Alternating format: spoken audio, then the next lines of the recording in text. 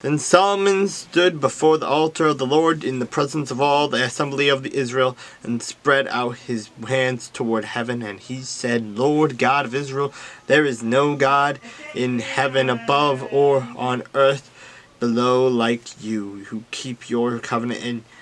mercy with your servants who walk before you with all your hearts. You have kept what you promised your servant David, my father. You have both spoken with your mouth and fulfilled it with your hand, as it is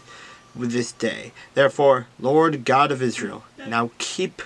what you promised your servant David, my father, saying, You shall not fail to have a man sit before me on the throne of Israel. Only if your sons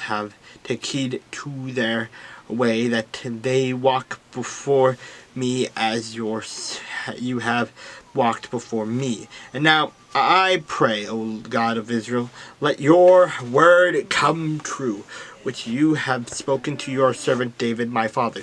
But will God indeed dwell on the earth? Behold, heaven and the heaven of heavens cannot contain you. Now, much less this temple which I have built. Yet regard the prayer of your servant and his supplication, O Lord my God, and listen to the cry and the prayer which your servant is praying before you today, that your eyes may be open toward this temple night and day, toward the place of which you said, My name shall be there, that you may hear the prayer which your servant makes toward this place, and may you hear the supplication of your servant and of your people Israel, when they pray toward this place here in heaven, your dwelling place, and when you forgive. When anyone sins against his neighbor and is forced to take an oath and comes and takes an oath before your altar in this temple, then here in heaven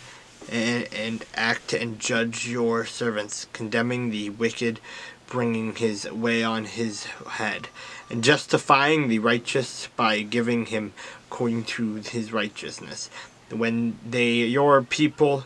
Israel are defeated before an enemy because they have sinned against you, and when they turn back to you, confess your name, and pray and make supplication to you in this temple, then hear in heaven and forgive the sin of your people Israel, and bring them back to the land which you gave to their fathers. That when the heavens are shut up and there is no rain, because they have sinned against you, when they pray toward this place and confess your name, and turn from their sin because you afflict them, then hear in heaven and forgive the sin of your servants, your people Israel, that you may teach them the good way in which they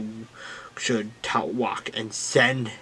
rain on your land which you have given to your people as an inheritance. When there is famine in the land, pestilence or blight or mildew, locusts or grasshoppers, when their enemy besieges them in the land of their cities, whatever plague or whatever sickness there is, whatever prayer, whatever supplication is made by anyone or by all your people Israel, that when each one knows the plague of his own heart and spreads his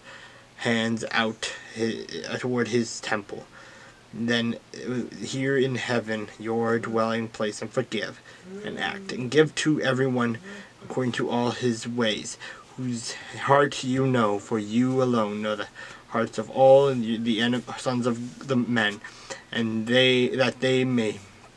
fear you all the days that they live in the land which you gave to our fathers. Moreover, concerning a foreigner who is not of your people Israel, but has come from a far country for your name's sake, for they will hear of your great name and your strong hand and your outstretched arm, when he comes and prays toward his temple. Here in heaven your dwelling place, and do according to all for which the foreigner calls to you, that all peoples of the earth may know your name and fear you, as do your people Israel, and that they may know that this temple which I have built is called by your name. When your people go out to battle against your enemy, wherever you send them, and when they pray to the Lord toward the city which you have chosen, and the temple which I have built for your name, then hear in heaven their prayer and their supplication, and maintain their cause.